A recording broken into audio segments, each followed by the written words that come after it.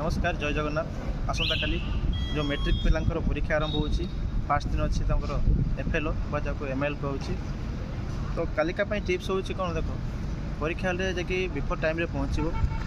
ये कम से कम 30 मिनट समय रखिए निज पाखे जब पुणी थे घर जा भी किसी रही मैंने कौन सी भी जिन रही जाए आउ थे जाकि घर नहीं आसो कम से कम से समय रखिए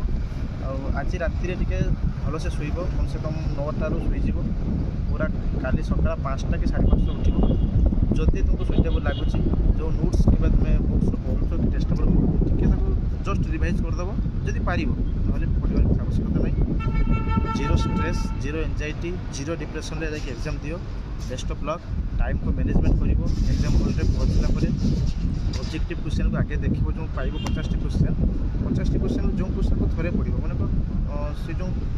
भीम को सिंहनाद रूढ़ी से जो किए लिखते एका थरे पढ़ नुहे कि भीम को सिंहनाद रूढ़ी एमती पढ़ोनी एका थरे पढ़ो एमती 2-3 थर पढ़ला पर क्वेश्चन सीट्रे ठीक मारी मारी जीव तापर आउ थे चेक करदेव चेक कलापर गोल बुलेब गोल कमी बुलेब ना मनकर जो 4टा गोल रे ABCD 1 नंबर मनकर बीटा हूँ 1 नंबर बी रोज सठिक आंसर तो प्रथम बी रो कौन कर छोट गोटे पॉइंट देव पॉइंट देल छोटे पॉइंट देला मझे जो पॉइंट देल से पॉइंट टू बुले बुले बुले बुले ऊपर को आस नुहे कि ऊपर तौक जी ये भाव में टिके ट्रिक्स अप्लाई कर चेष्टा कर समस्त क्वेश्चन को अटेम्प्ट करने किसी पिला थे 50टी क्वेश्चन 40टा हो बाकी 10टा में भूल बुलेबा कि 50 थोड़ा बुलेक आसो किए जानी जे